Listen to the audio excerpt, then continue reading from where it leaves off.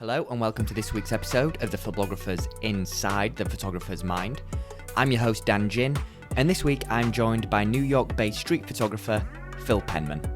Phil's going to be joining me for around about 1 hour, and we'll be having a lot of photography conversation in which we'll explore his creative process, especially pertaining to street photography.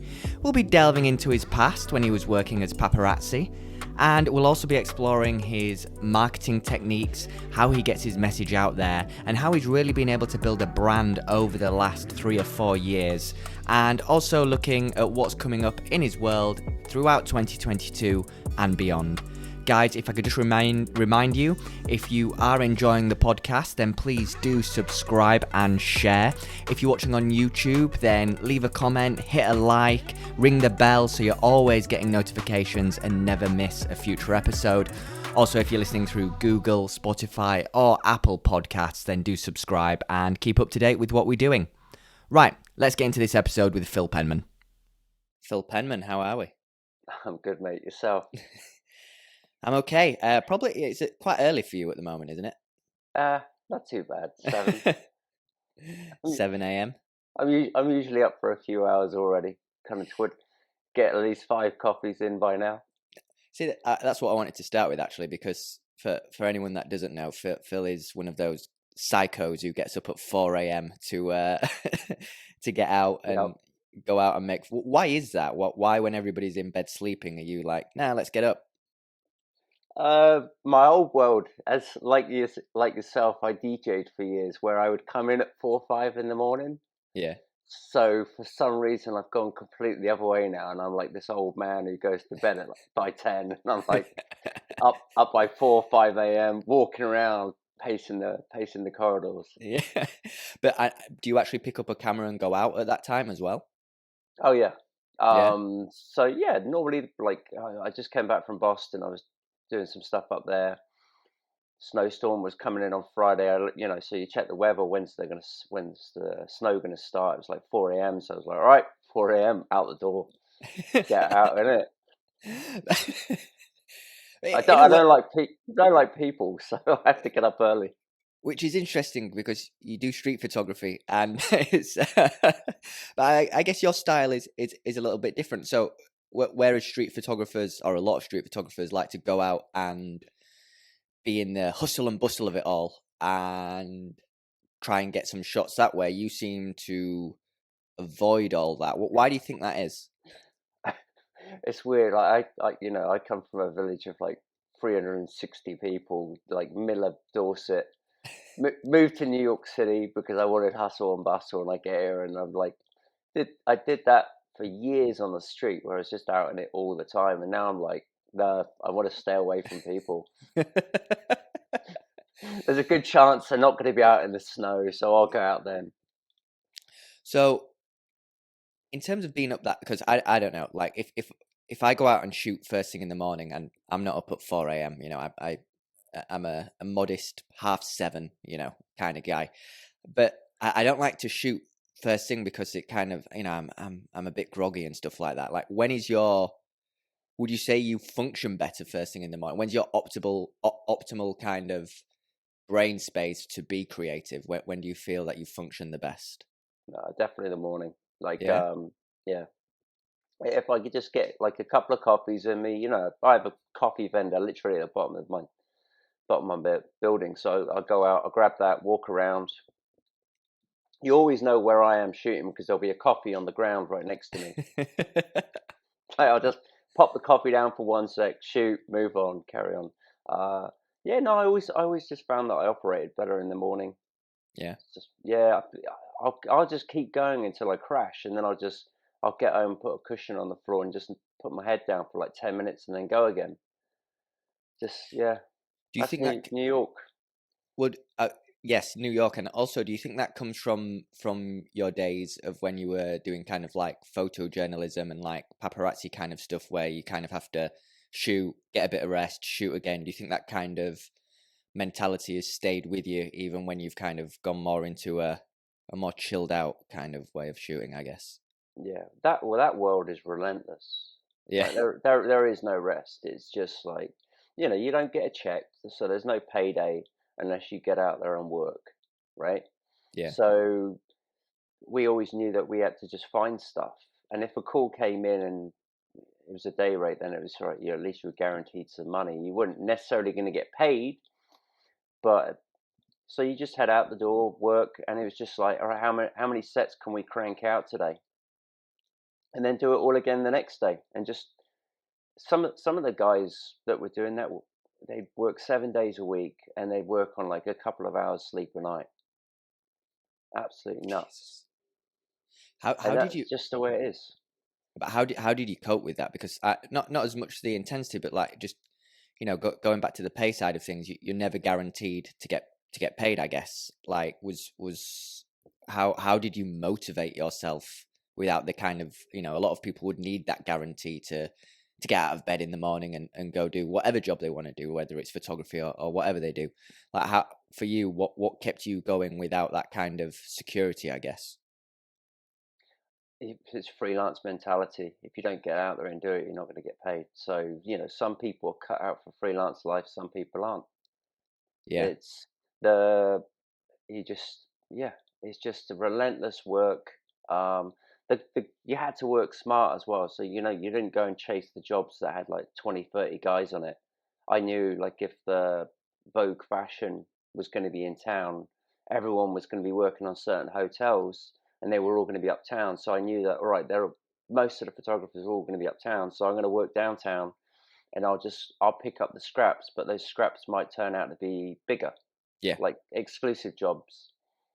So you just had to always figure out, what's not being done. So what I'm realizing with you is, if we go back before when you like You're you a say, psycho. yeah, that's one way of putting it. But no, but when we go back, you used to DJ as well, and I can relate to that as you said. And for anyone who doesn't know that, that the act of DJing to a crowd of people is, it's a thrill like very few.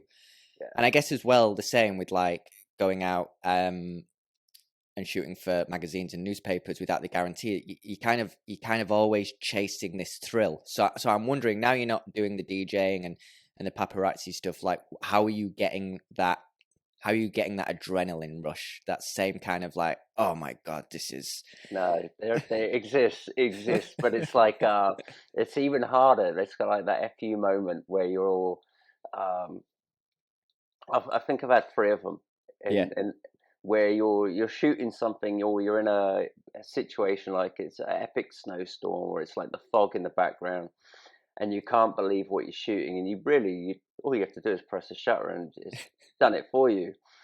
And I've had a couple where I pre-visualized something, yeah, and then you get there, and it actually is exactly how you thought it was going to be, and there's now the adrenaline kick is trying to chase that moment. okay, And so I think some photographers have experienced, some are still chasing it. I'm always chasing that next one. yeah, Yeah, but it's a good rush, that's for sure. yeah. The thrill of it's amazing. That's one of the best things about kind of street photography, in my opinion. Is I love, because I'm very, I like the unpredictability of life in general. That's why people see me going all over the place, because I'm like, where next? What's going to happen? Thought you were No, just rich, no, jet setter, private plane. All right, now I'm in Ecuador, mate. no. Private plane would be nice, but no, it's Yeah, economy for me, to be honest with you. But it's all right. I'm very short, so like every seat I have is extra leg room, so I don't need to be yeah. paying extra for any privileges like that. But yeah, and street photography is a thrill. And does it? I know you said there's some kind of moments, few and far between, where you get that same rush. But if you had to pick kind of which one you enjoyed the most, the shooting on the job, or your kind of full control street photography that you're doing mostly nowadays, which one satisfies you the most? The street. Do you Why is mean that? like the work stuff? Or you mean like kind of like the pap stuff that I used to do, or Yeah, the pap stuff, like just yeah, the pap stuff, I guess, because I it guess was a that's kick. It yeah, was a yeah. When you were doing that, like the money back in the day was just absolutely ridiculous. You couldn't really fathom just You could go out in the morning and come back 30 grand richer. Jesus. There, you know, what you think about what people will do in life to do that. You know, you got people rob banks for less than that. So I saw a woman on Twitter was selling bottled farts for £35,000 a pop. So... that's my alias, mate. Do you like the profile picture? Yeah, I did. Yeah, it was very convincing. Yeah, I'll get my bottle in a few days, I guess. But yeah, I mean, that's crazy that that is the kind of money that was available. Like, what kind of time is this? When in the world? Early 2000s. So there, you know, there were. I remember the first couple of years I was working for an agency, and you get your sales report, and you look at what was sold, and what, you know, you didn't personally get that money, but I think one year I generated 600,000 for the Jesus. agency, and you know, you didn't get, maybe got 10% of that. That's a lot of money Yeah. of celebrity stuff. And there was a guy that poor guy, he passed away this year, Larry. Okay. And when I was freelance, you know, you think you're doing well, you get like this check for like 10 grand or something like that for a month, and you're like, wow, holy shit, that's almost my entire yearly wage when I was back in England. Yeah. Yeah. And then he'd come up to you and he'd be like, "Oh yeah, that's all right, that's all right." And then he'd pull out this check for like 50 grand that he made that month, just to rub it, you Just know, just to let you know you're still not there, mate. did you like that though? Like, because some people, you know, that when people who are doing a bit better with the money and like to give a bit of a jab to the others, did you kind of take that as inspiration, or were you like, piss off, Larry? No, I had a lot of respect. Like Yeah. Larry was a mentor for me. He kind of like saw me through the whole thing. Yeah. But yeah, it was the thing with the Pat world. It was like, all right, who's the guy that's the top dog at the moment? Who's the guy who's got the most out there? I never actually used my name on any picture.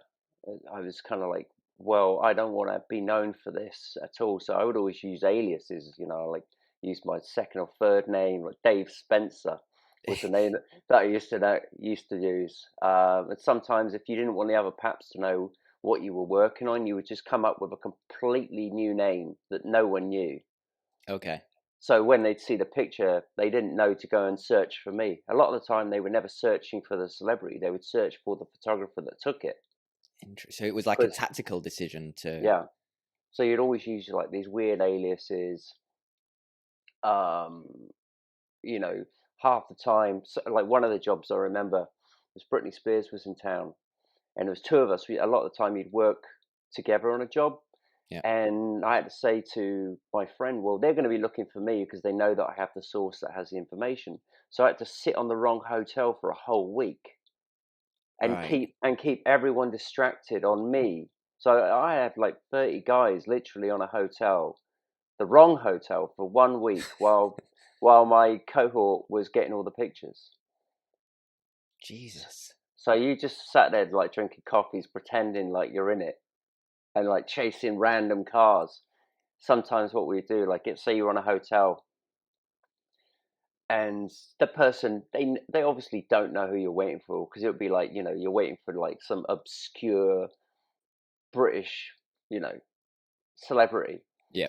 And a couple of us would get on the phone and it's like, all right, you know, the next poor couple that come out of the hotel gets it, you know. So some poor Chinese couple would come out of the hotel and you start blasting them, and then everyone else would blast them because they'd think that that's who you were waiting for. Distraction. Yeah, so we had some fun with it as well. It wasn't until like it became worthless that it was like, all right, now it's a job, you know. Oh, so that's what was the reason to kind of slow down. Was it because it was too intense and you can only do that for so long, or was it because, I imagine when you said the good money was early 2000s, I imagine what put that down is the rise of the internet, I imagine. Am I right? No, it was more. I think a lot of the agencies, we'd all syndicate for agencies, and they took this business model of like selling pictures at a premium price Hmm. to we're going to sell everything we have for say your publication you pay us 100,000 a month every month, and you can use whatever content you want, rather than them trying to spoon feed and sell pictures every month. So Got you. they would make the money, but you didn't anymore. So we went from everyone making lots of money to, Daily Mail pictures. Like, you see a picture in the Daily Mail, and they would have hundreds of images, and it was $1 a picture. So Okay. you get 60 cents. Got you. And their logic was, well, you're going to see way more sales worldwide, but it's 60 cents a picture. So how many pictures have you got to get to make the same as what you were selling a picture for? So I'm not going to do maths on this. I'll be honest with you, Phil. My they maths isn't great. they well, I was going to bring up trigonometry, but I won't go there. But no, they screwed themselves. They screwed us, and then they screwed themselves in the process, and most of them all went out of business. So at that point, what are you like? What's going on in your mind? Are you like, oh, what do I do now? Or did you already have kind of something that you could segue into that you were already doing on the side? Like, what was there a period? What was that kind of transition period like into? A weird one. Okay. Really weird. We like weird. Yeah, 2015, I was a cyclist as well. So I was big into racing, and it's a big thing here. Mm-hmm. And I knew this. I worked with this brand called Castelli. It was like an Italian brand, and they used to sell to the team I raced on. And I got friendly with like the head of marketing. He's this guy called Rich. He used to work for Nike. He was like head of football apparel for Nike. So he was a player. I was friends with him, and I just turned around to him in 2015. Like, I was at this point, I completely hated the world, right? Couldn't stand going out every day, and I just turned around to him and said, "Have you got any jobs?" And he's like, "You're kidding? You want to sell lycra?" And I'm like, "Yes, sign me up, mate." So I literally, for 3 years, I was the Northeast sales guy for Castelli, Okay. selling lycra to cycling teams, and at the same time, I carried on like the portraiture that I was doing. So I'd go on these jobs. Like, I was down in Nashville all the time, shooting country stars in their homes, like, lifestyle pieces. I'd be like, do you mind if I use your restroom for a minute? I'd go in the restroom and start banging out all these Castelli sales emails, returning things, come back out, carry on shooting, finish the job, go back to it. Did that for 3 years before I had enough money to say, all right, I can go with the street full on now. Yeah. Yeah. Nice. And how do you look? How? So that was what, around about 2000. You started the Lycra in 2015. You left in 2018. Yeah, that was about right. So how's that 3 years been since 2018 to, or 4 years as it might be now? How's it been? Was it a great decision? Yeah, busy. Really Yeah. good. Yeah, it was weird. Like, the last couple of years, believe it or not, were like the busiest years I've ever had. Um, just, I think, like, the demand for online content, teaching, it's been great. It's weird to say that, but Yeah. yeah, it was. And the the work constantly evolving. I'm always trying to get better as well. Like, you kind of got to know where you're at level wise in your photography, and I always want to get better. So constantly practicing, going out there and trying stuff. That's an interesting point because in my opinion, and I know a lot of other people's opinion, people kind of look at you as a high standard of photographer that they want to aspire to be.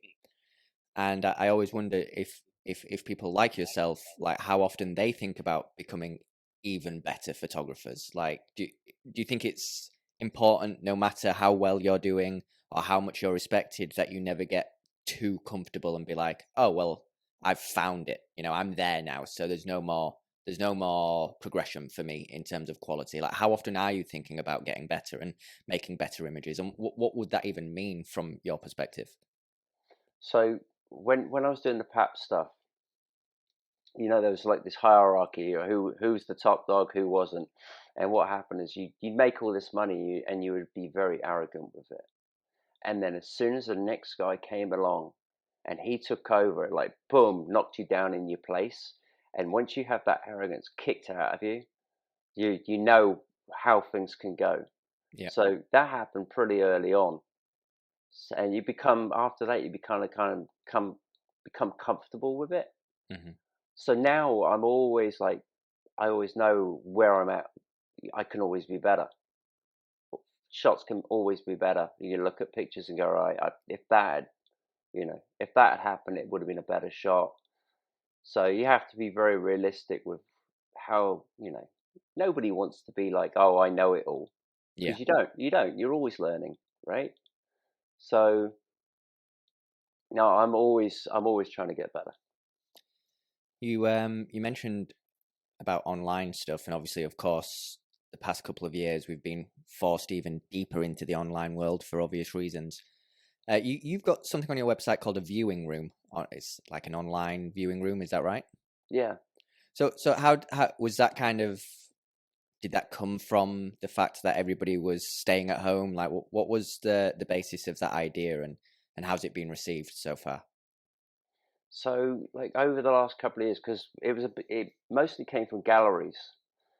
So because nobody could go in a gallery anymore, all the galleries started doing these online viewing rooms, and the price of entry was your email address. That was it for them. Yeah. But it meant that they could get the work out to a much bigger audience. So I kind of picked up on that. I was like, well, I need to start doing this as well. The company that I work with that does my website, it's a big thing that they do. So I went into that, and then you started seeing like your data capture, like the amount of people that were signing up. You could see how many people were looking at the viewing rooms. So that's been really, really good as well. And you find that a lot of people now, they go on your website, or you send out an email blast, and you get free emails coming back saying, hey, I want to buy this picture. See, so from a kind of business marketing standpoint, there's clearly a lot of value in doing it, and that's a wonderful thing. Yeah. You know, an online viewing of an image, in my opinion, can never quite replicate going and seeing it in a gallery. But Oh yeah, totally. if you had to, I don't know which tends to be more lucrative, if you will, from a business standpoint. But like, would you rather have your images and people come see them in a gallery, but maybe not get as many sales, or go with the necessary route of the online kind of viewing room, which doesn't quite offer the same experience, but can be great from a marketing and business standpoint? Like, how do you wrestle with that kind of idea? Or maybe you do as well in real life, in person as well. I'm not sure, but you can tell me. To be honest with you, the money side of things never really enters into it too much anymore. Okay. If I wanted to, the money side when I was doing the pat was great. So when I cut off in 2015, I took a cycling gig. It was never about money. It was about, we've only got so long on the earth. Yeah. Do I want to actually enjoy it as well? So it's like I'd rather make less money and go out there and shoot and enjoy what I'm doing. Because I could go do a job, make more money doing a job, but you're not going to be happy. And I was pretty miserable when I was doing at the end of my pat world. So, but what I found is doing what I love. The work has been picked up on, and then all of a sudden now, like it's taken 27 years. It doesn't happen overnight. Yeah. But now I'm selling a lot more prints all over the world. Last week when I was in Boston, you get a quick email that someone's just bought a print in France.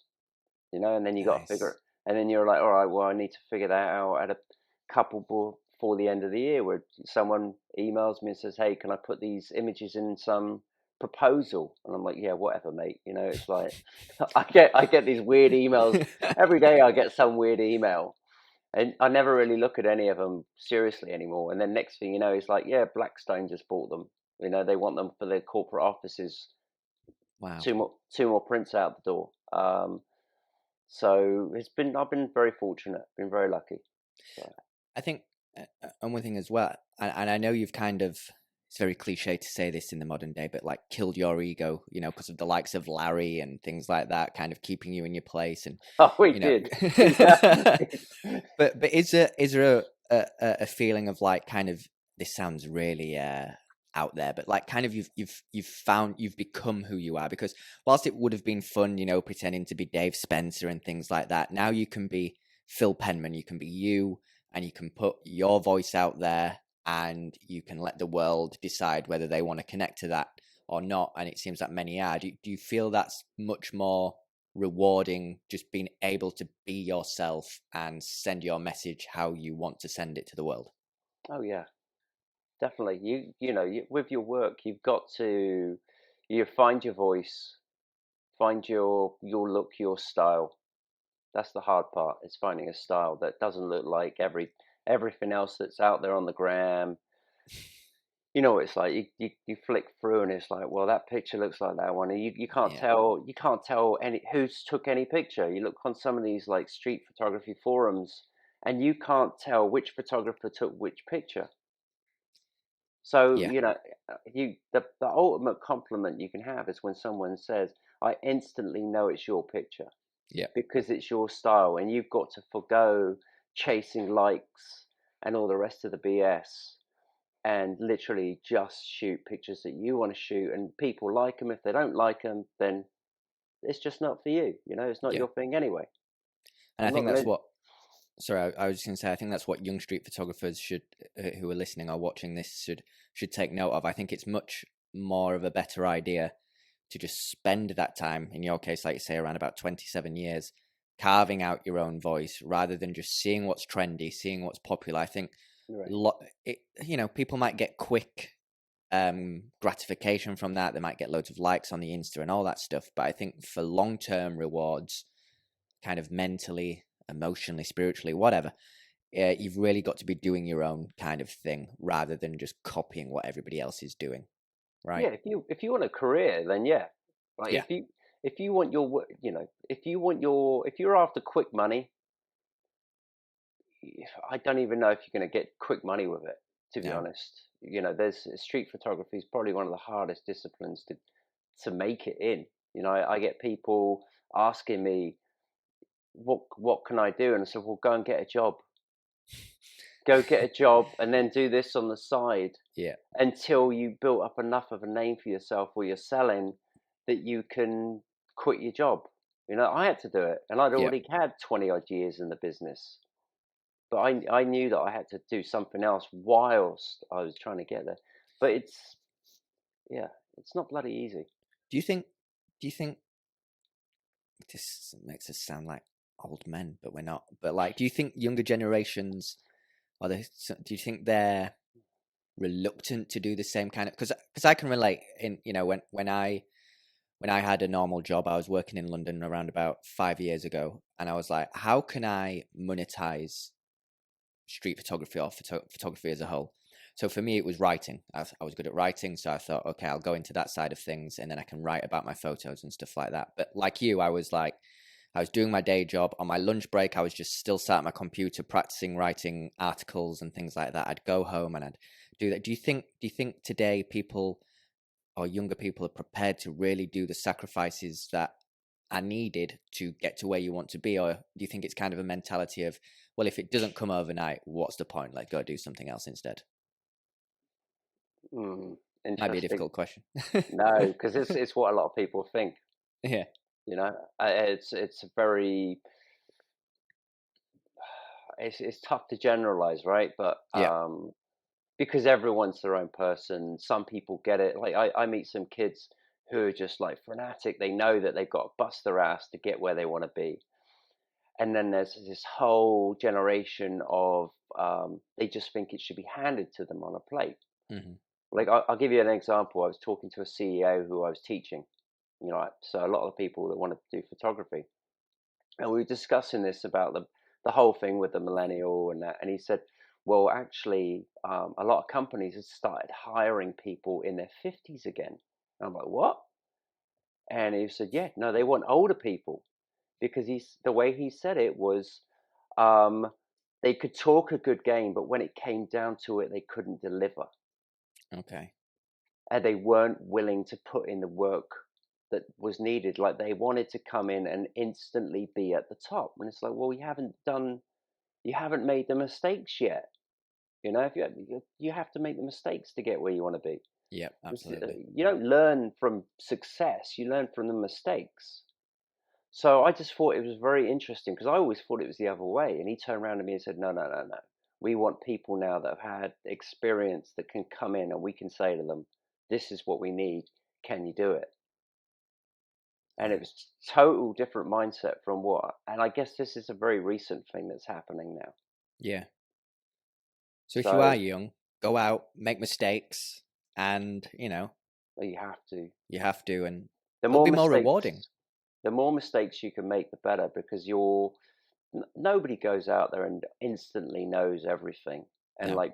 is a great photographer. You make though I always say it's like you want to become. It's not like you're going to be a great photographer, but you're going to be a more consistent photographer. So, all right, I made these mistakes today. What went wrong? What went right? You learn from that. You go out the next day. You've already eliminated that problem. So you've already become better and faster. You go out, you make more mistakes, and every time you're learning from something, you might get to a situation on the street where you can start seeing things play out much quicker. Like Yeah.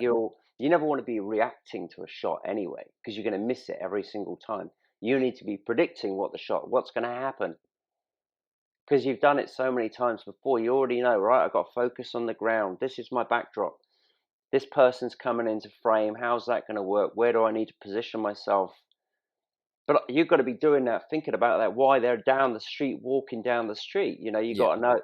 Put my camera down because I don't want that. I don't want to be stood there like this because then they're going to walk behind me, Yeah. Yeah. right? So these are all the little things that you've got to go and practice. That's a Or great tip. A you great know, tip, by the way, holding the camera, because it puts people off, and they're like, "Oh, I don't want to ruin your shot," and it's like, yeah, "No, you are the shot." yeah, exactly. You just made it so much better. But so, until yeah, go for it. Sorry. so I was just going to ask about your workshops, because there was a little bit of you were dropping some knowledge there, and obviously you're dropping the knowledge on the workshops, and $10 for that knowledge. 10, but okay, I'll PayPal it to you afterwards, and you can pay the fees though. But no, talk to me about the workshops. Like, is that something that you always wanted to do? Do you find yourself a natural? Because teaching people's not easy, right? Especially if you've got Right. groups of people. Like, are you planning your workshops? Are you pre-planning? Like, how are you doing it kind of on the fly? See what questions come your way. What's it like? Personally, I love it. Yeah. Absolutely love it. Yeah. Um, the best part of it is watching the progress. So watching photographers that you've worked with and how they progressed in their career. Like I've already seen like a few go on to have like gallery shows. That's the most rewarding part, you know. So I do stuff with Nice. Leica. So I teach workshops for Leica. Um, I'm going to be over in London. I've got 2 workshops in April in London, and Wow. then we're looking to do one in Rome in October. Got one in May in New York, and then I just came back from doing one in Boston, and then I do one-to-ones as well. So I take people at one-to-one. But everyone's different. Everyone's at different standards. Some people are like complete novices. So it's just like seeing where they're at, where their headspace is at, and working with them. But I love it. Because I imagine when there's a group of people, because everybody wants the knowledge. Are people like? Do you see people not fighting, but are people kind of wrestling to get more of your time, more of your knowledge, or is like how do you make sure? The one thing I would struggle with was making sure everyone felt they received something of value. How do you approach doing group sessions to ensure everyone leaves that workshop thinking that was worth it? I spend most of it one-to-one. Okay. So even we have 10, say we'll have 10 people. Yeah, you don't want to be the person where it's like, hey, look at me shoot and how well I shoot, and you can all stand behind me and watch how great I am. You know, they're not really going to learn anything from that. So it's like, well, we're gonna hit this spot. We'll do a workshop where I'll do a presentation, like a 2-hour presentation in a classroom, Okay. pointing out things that we're going to do, and then when we go out, it's like I go around one-to-one with them. Okay. Cool. Because otherwise, you're going to have one person who's going to try and monopolize all the time, and that's And not fair. That's not fair to everybody else either. So Are these like full day events, 2 day events, three? Like how long is it? One of your workshops? We'll do like weekends, Yeah, so it'll be like a Friday night, Saturday, Sunday, all day. But they're long days, so yeah. we'll start at like 6 in the morning and finish at 9 at night. At least you're not getting them up at 4 a.m. You know, if you want to shoot with Phil, I'll see you all at 4 a.m. Well, I do that just to rub it in. When I see them at 6, it's like, these are the pictures I've already done. And what is that relationship like with Leica then? Is that something? Because obviously you shoot Leica with Leica cameras. Yeah. What is that relationship like? Are you? I don't know if you can say, but are you afforded like the freedom to kind of create your own workshop, or is it kind of a joint effort? What's the relationship like? It's more of a collaboration, joint effort. So they're really, really good in, we'll work on stuff together and then plan it together. I work with a guy called John Kreidler. He's based here on the East Coast. He's great, and we work together. And we'll plan something together. And Yeah. it's just it really helps when you're out on the street as well, that it takes the pressure off. There's somebody else there. Like, I don't know everything about every camera, Hmm. so having someone there that can answer technical questions really helps as well.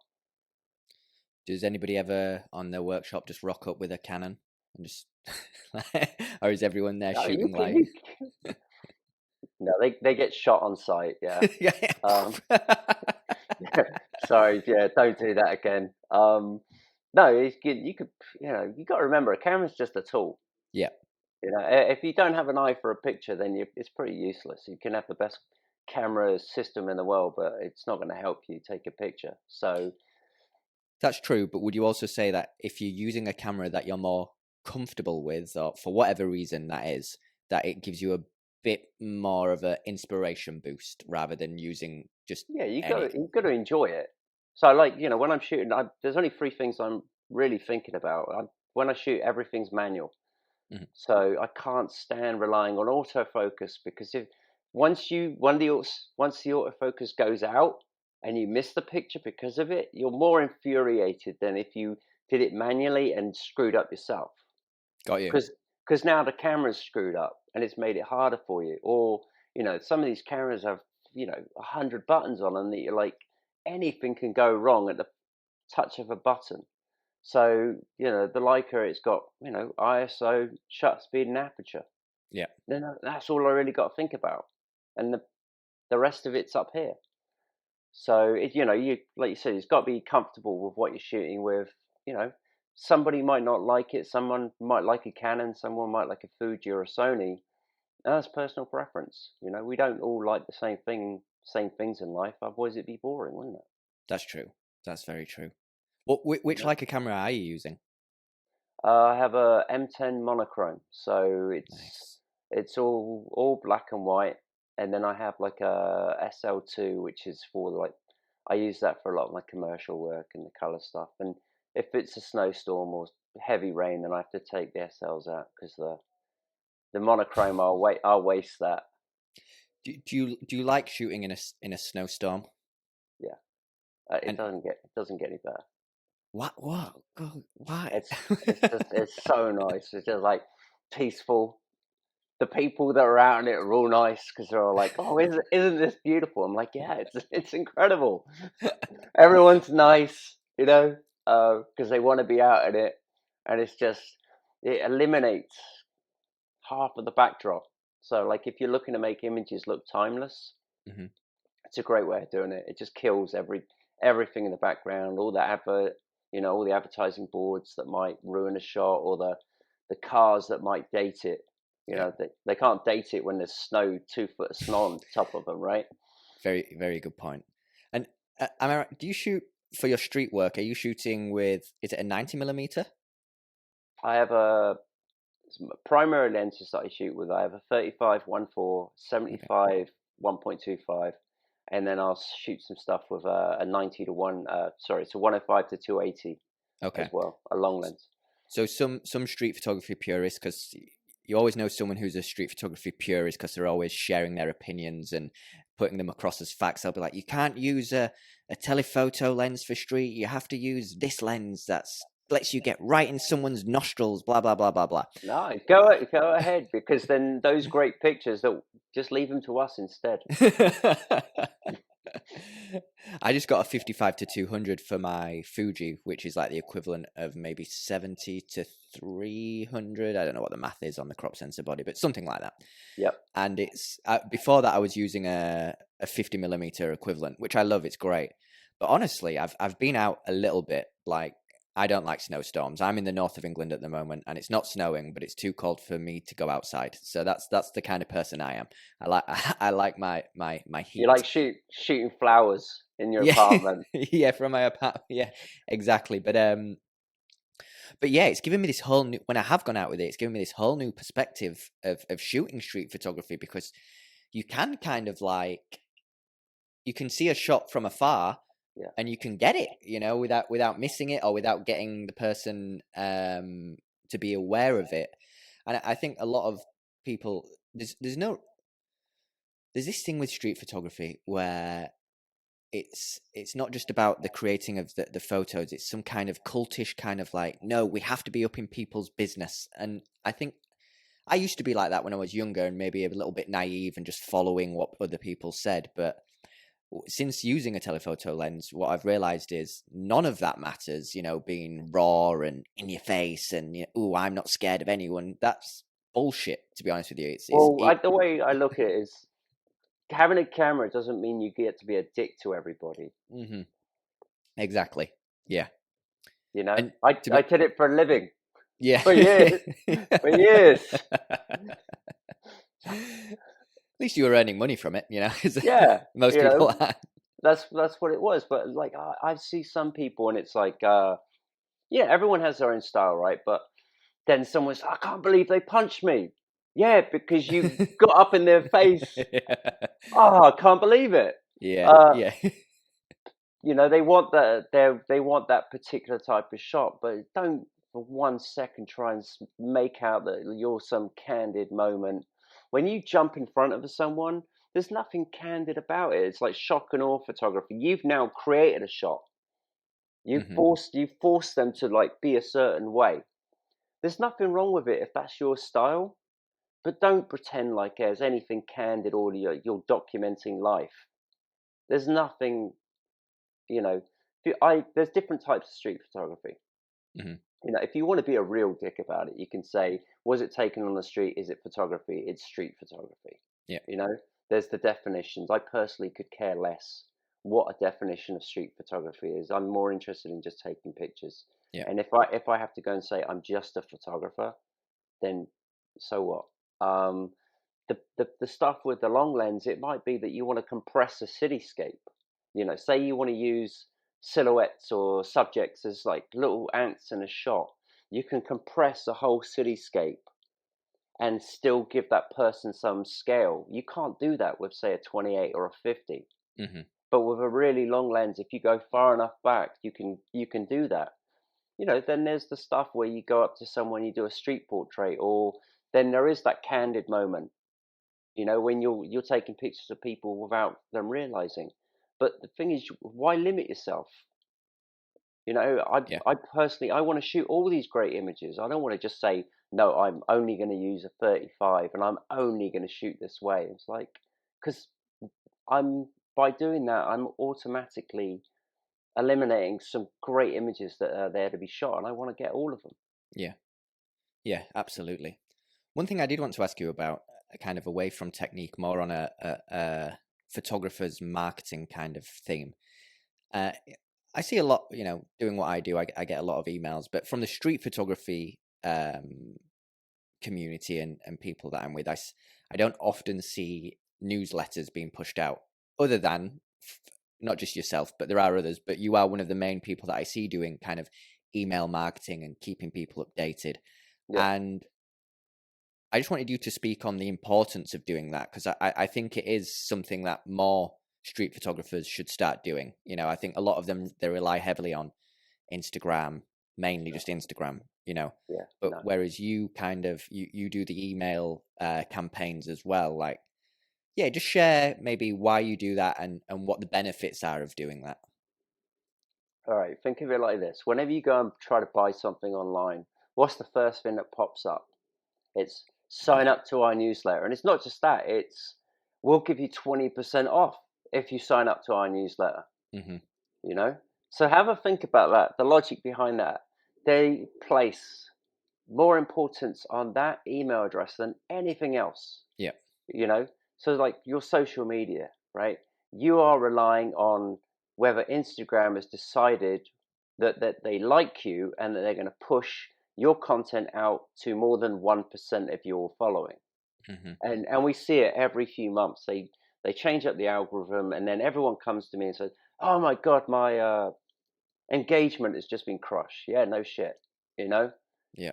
your email list is everything because you Yeah. know when you send it, that person gets it, and then they choose whether they want to open it or not. But if they open it, but at least you know that person definitely got it. With social media, you have no clue whether any of your people are seeing anything that you're putting out there. Yeah. That's very true. So the two major things is your website and your mailing list, and nothing else comes anywhere near the engagement that you get from that. Yeah. I'm gonna go set up a mailing list after It's after. it's it's it's it's everything. Yeah. The main thing is consistency. Like if you're gonna do it, you have to be consistent with it. Same as with your social media. Like if you're gonna post every day, you have to post every day. So in terms of the consistent, like what would be for anyone looking at this and thinking, okay, how often should I be sending out emails to my database? What do you think is the best kind of approach? You don't want to send them every day, I guess, No, but so no, what's the but if you say, hey, I'm going to do once a month, then do it once a month. If you're going to do it once a week, do it once a week. But people become, obviously to do it once a week, you've got to be cranking out a lot of content, and it's got to be yeah, interesting that people want to read it. yeah, You can't just say, "Oh, here's my latest pictures." There's got to be something else to it. So it could be a project that you've worked on. So I'm not putting stuff out. I put maybe one a month. I'll do, okay, but I'm already doing like the social media stuff every single day yeah, as well. So the one that I put out on the mailing list has to be important. uh, you know, the other thing is you don't want to flood them with stuff as well. Like you don't want to put an email and have 15 different links to go to because you've already flooded people with too much information then.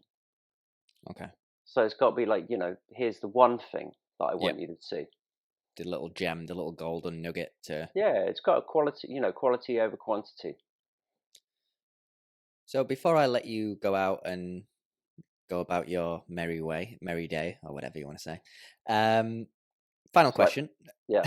uh, Are you working on anything? Because I remember you brought a book out a few years ago now, Street. Are you working on any books, any projects, what's going on in terms of you right now and in the future?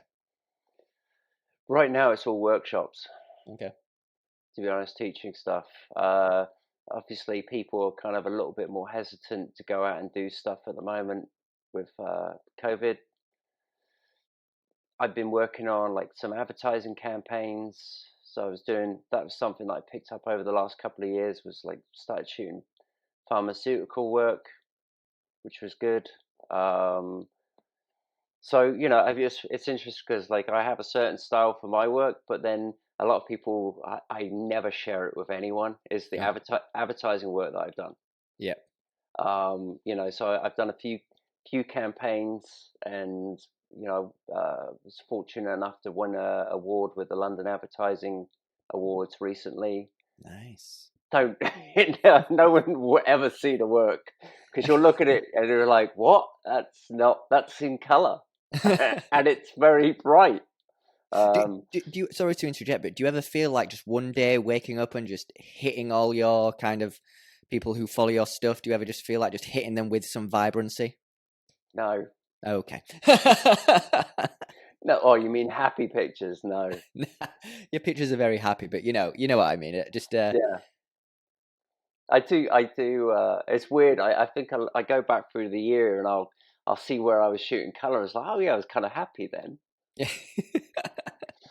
No, I just so I've got that stuff going on, and then the Okay. workshops, and I got to go and teach in a couple of hours, take somebody out, and another. Yesterday was a talk with a camera club, and then I got another talk with a camera club tomorrow as well. So there's something every day, but Nice. Well, no I'm glad no to hear you're busy.